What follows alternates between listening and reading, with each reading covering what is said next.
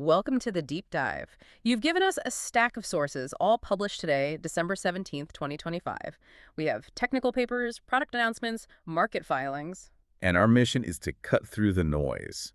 And today, I think, marks a real inflection point for artificial intelligence. We're moving decisively past the hype of just generating content. Absolutely. When we looked at your source stack, the theme was so clear. The industry is focusing on speed, platform maturity, and reasoning at scale. It is. The major players are consolidating their ecosystems, while the core research is getting much deeper, looking at internal model capabilities. So we're going to distill the most critical news across four vectors. We've got core research, product launches, infrastructure, and then governance and market shifts. And it'll walk away from this deep dive fully informed. Let's start right in the lab. Okay, segment A.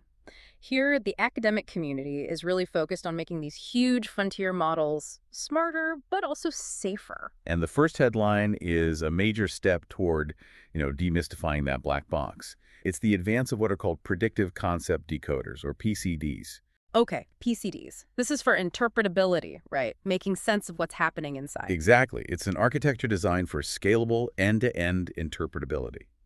In essence, they're compressing the model's complex internal thought process So it's subconscious. into these sparse, human-readable concepts. It's a huge step forward. But wait, compressing a thought process? That sounds a little counterintuitive if you want to understand it more. Well, it achieves clarity. Instead of tracking billions of changing numbers, the PCD system identifies fundamental ideas the model is processing. And the real breakthrough is uncovering what they call latent information. Latent information. So knowledge the model has but doesn't actually say in its final output? Precisely. A really fascinating example is the model's internal awareness that it's being jailbroken. Meaning it knows it's being manipulated even if it gives a compliant answer. Yes. And that is fundamental for future AI safety.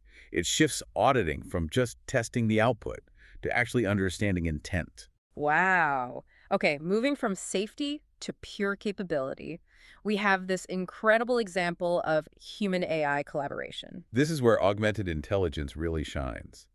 A paper in our InkSift documents a research team solving a brutally difficult problem in mathematical statistics. And the key was what? The key was direct, crucial assistance from GPT-5 Pro. That's a level of mathematical rigor you just don't expect from a machine. What exactly did the AI do to crack this puzzle? It suggested a highly specialized mathematical tool the human researchers hadn't considered. It's called the dynamic Benamo-Brunier formulation. And that is what exactly? Think of it as a special lens from mathematical physics. It helped the AI see a structural relationship in the data the humans had missed. And the practical outcome of that one suggestion. The author estimates it saved them several months of work. It just fundamentally changes the pace of high-end scientific discovery. We're also seeing a big push on efficiency, this time from China, challenging some of the established architectures. Yes, Huawei Noah's Ark Lab introduced something called the versatile FFN architecture. And this is a direct challenge to the mixture of experts approach, the MOE models. It is. MOE models have lots of specialized experts and only use a few for any given task. Huawei's solution is different. It uses two adaptive pathways with a difficulty-aware gate. So instead of routing a prompt to a specific expert, it adapts its own internal path based on how hard the task is. Exactly. And the key metric here is efficiency. It gets strong reasoning capabilities while adding less than 0.1% additional parameters. That's dramatically more efficient than traditional MOE. Okay, let's move to the commercial side. Segment B seems to be all about two things: raw speed and ecosystem building. And Google is kicking us off with a massive release focused on pure velocity. Gemini 3 Flash. That's right. Google DeepMind launched it today, and it's already the default model in Search's AI mode and the fast setting in the Gemini app. Now, historically, Flash models meant you were trading speed for intelligence. Is that still the case here? Are we still making that trade-off? The data suggests the trade-off is, well, dead. Gemini 3 Flash keeps its PhD-level reasoning. It scored a 90.4% on the GPQA Diamond benchmark. 90.4%, that's incredible. And how much faster is it? It operates approximately 3 times faster than Gemini 2.5 Pro. So this isn't a lesser model. It's a state-of-the-art model delivered at consumer speed. It changes everything. And that speed is critical for the next big trend we're seeing, which is this idea of platformization. Right, which is perfectly exemplified by OpenAI's big move today. They've rebranded their connectors. We're now called apps. Apps. It sounds simple, but it's a profound shift.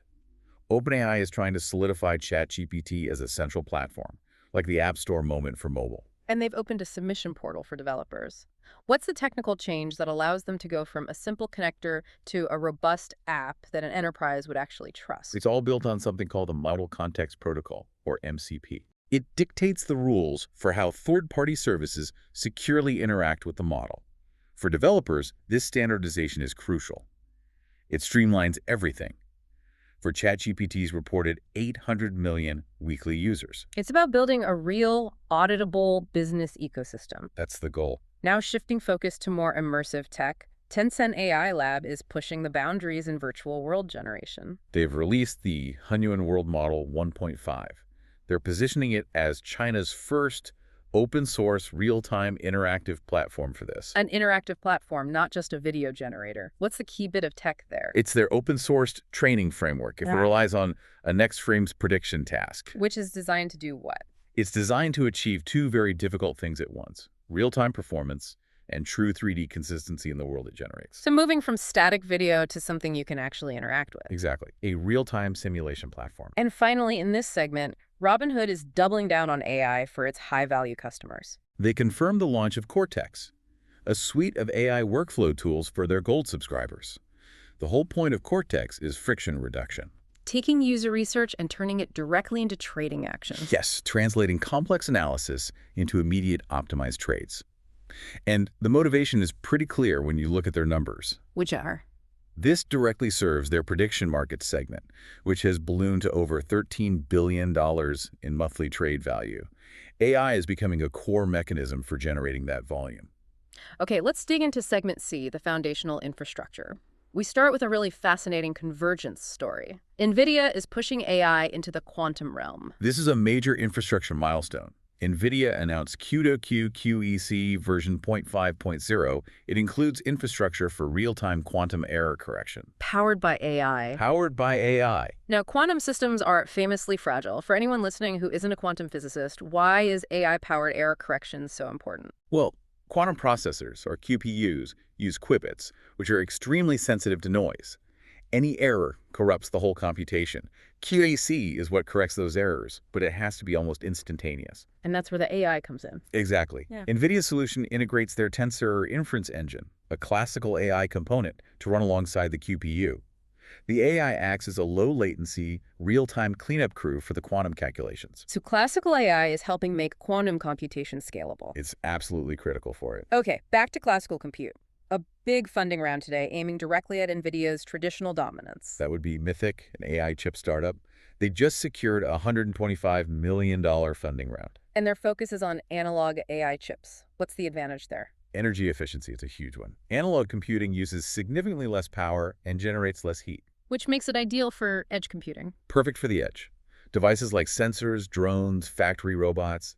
It's all about diversifying away from relying on these massive power-hungry GPU clusters in data centers. And finally in this segment, some huge corporate news that really underscores how AI is transforming the workforce. Coursera and Udemy. They announced an all-stock merger agreement. A huge deal. It creates a combined platform valued at around $2.5 billion, and it's explicitly aimed at dominating global workforce upskilling for the AI era. You don't see a merger that big without intense market pressure.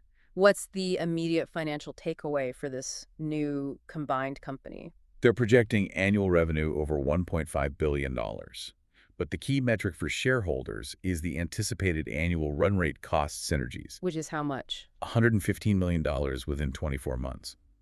For you, the listener who manages training budgets, this consolidation means less choice, but probably a single standardized large-scale solution. To wrap up our updates for December 17th, let's move to Segment D, policy, governance, and how the financial markets are reacting to all this. And the EU is, once again, leading the charge on transparency. The European Commission released a first draft of a voluntary code of practice. This is under Article 50 of the AI Act. Right. And it's the first set of guidelines for platforms on how to mark and label AI-generated content, deep fakes and synthesized media. But the AI Act has binding rules coming later. Why release a voluntary code first? It's preemptive guidance. The mandatory rules don't take full effect until August 2026. This gives platforms the technical framework now so they can start building compliance systems. It signals the EU's expectations. Beyond regulation, we have some published evidence today that these generative models are, well, amplifying existing social problems. A study in the BMJ highlights a significant problem with professional representation. Researchers tested popular AI image generators, asking them to depict medical professionals. And the output was biased. Heavily biased. The models produced images of female doctors only 25% of the time. 25%. What's the real-world number? Well, in the UK contest, which is often in the training data, women make up about 60% of all practicing doctors. 60%. So the models aren't reflecting the world as it is. They're reflecting historical, data-driven biases. And that raises a huge question.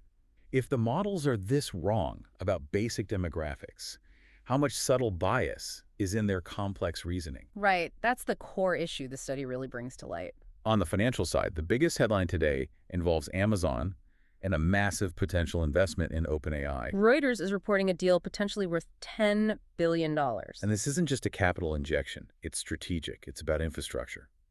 The deal is expected to solidify OpenAI's use of Amazon's Trainium chips. And lock in a cloud services agreement. A multi-billion-dollar one. It secures the massive compute they need for future models and helps them avoid relying on any single chip maker. It's a foundational alliance. And finally, we saw the market getting a bit nervous today about the huge amount of capital needed to power this whole AI boom. Yes, what the market is calling the AI power trade stocks, like Bloom Energy, they slid about 10% today. And this came as investors are reassessing the aggressive spending, the capex from the big cloud providers. Right.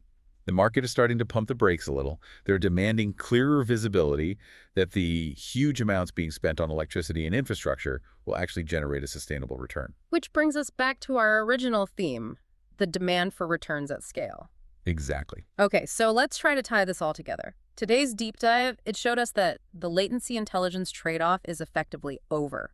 Models like Gemini 3 Flash are incredibly fast and capable. And that speed is enabling true platform maturity. You see it with OpenAI's apps and specialized financial tools like Cortex. Meanwhile, the foundational tech is getting smarter and more diverse. Analog chips, AI fixing quantum errors. But the financial and governance reality is setting in. Markets want to see returns on that infrastructure investment, and regulators are demanding transparency. Before we leave you with a final thought, let's cover the key tools and numbers from today you can act on. Okay, first, the tools for developers. Number one is Lightcoder Terminal Preview. It's an open source model on Hugging Face that's excellent for efficient terminal-based reasoning tasks. Proving you don't always need immense resources for high capability. Exactly. Second is Pydantic AI version 1.35.0. This update offers native support for those MCP servers we talked about.